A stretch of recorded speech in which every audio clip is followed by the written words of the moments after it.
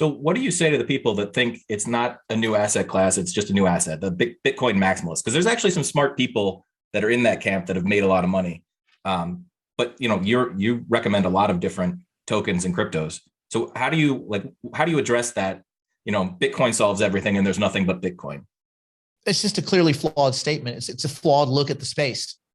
Nothing solves everything.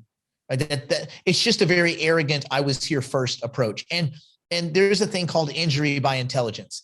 You can be smart and you can unfortunately be perverted into thinking that you're smart in all areas. I use the example, like I know this guy who is probably the best Lamborghini mechanic on the planet.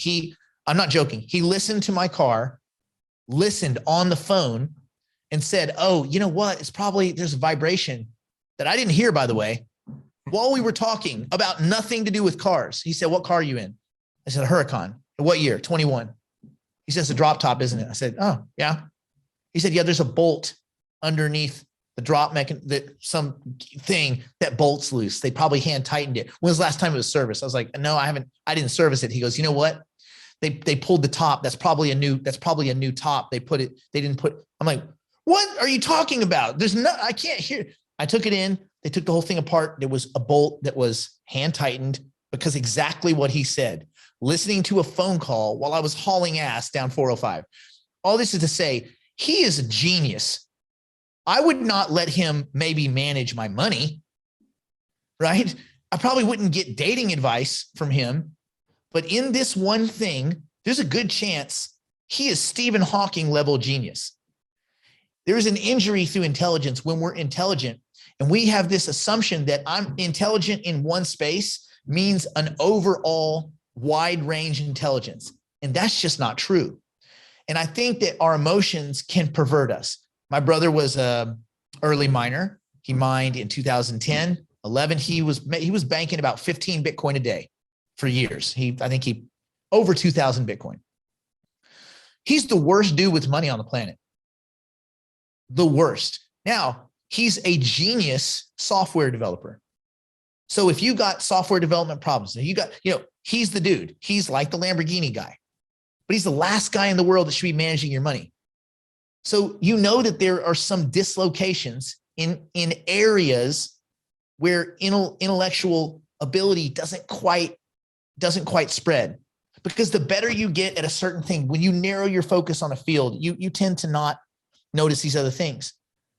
And I just think that is missed. And so you get these guys like Adam Back, and who, by the way, is probably Satoshi, Adam and Hal Finney and these other guys. That's a whole other thing. But You get these guys, the Bitcoin maxis, that are educated. Michael Saylor is a great example of a very well-educated, very intelligent dummy, because he's a compulsive gambler and he's made some incredibly non-fiduciary decisions for MicroStrategy that a competent fiduciary would never in a million years make, because you don't do that with public money. There's certain things you don't do. You can do things for yourself in your own portfolio. You can blow it up. You can take gambles and risks, and you can borrow against your Bitcoin to buy more Bitcoin, which is madness.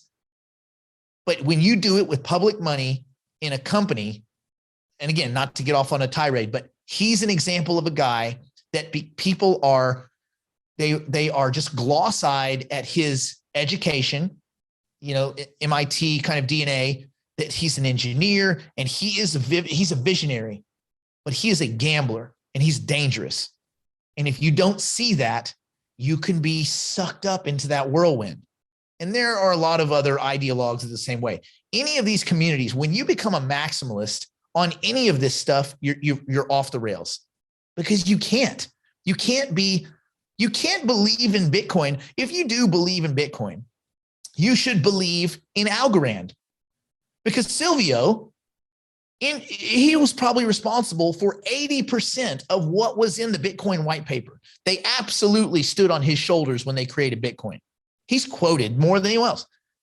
So if you like Bitcoin, then you probably like the DNA of the father of Bitcoin. You could argue that Silvio Micali is a big part of that, at least intellectually. So you should go, I wonder what else he likes. What else is he interested in? This is an intelligent guy. You say, okay, what are they doing in Algorand? Well, that's interesting. I want to look at that. And so that's the way I think. What I don't think is it's only Bitcoin and nothing else, because that doesn't make any sense. The world is more complicated than a peer-to-peer payment network that doesn't work for peer-to-peer. And they even admit it. When the Bitcoin maxis, not to get off on a Bitcoin rant, but when the Bitcoin maxis or any maxi say, my coin, an example, Bitcoin, my coin's going to do it. It does everything. It doesn't do everything. It doesn't do quick transactions. It doesn't run smart contracts. They're like, oh, no. We'll do it on our own layer too. Well, then you're admitting that there are other layers. There are other potentials. There are other potentiations and iterations. And if something's done on a layer two, well, why couldn't you just have an alternative asset accomplish that? Does it detract from Bitcoin because Bitcoin's not a panacea for all things finance? No, Bitcoin has a wonderful place. It has a lot of value. It has a lot of use utility, worldwide adoption. It's amazing for many things, but it's a small group of many things, right? And there are so many other things that need fixing in the world that Bitcoin alone doesn't solve. And so it's just a very arrogant, very unintelligent view that any one of these assets solves the world's problems.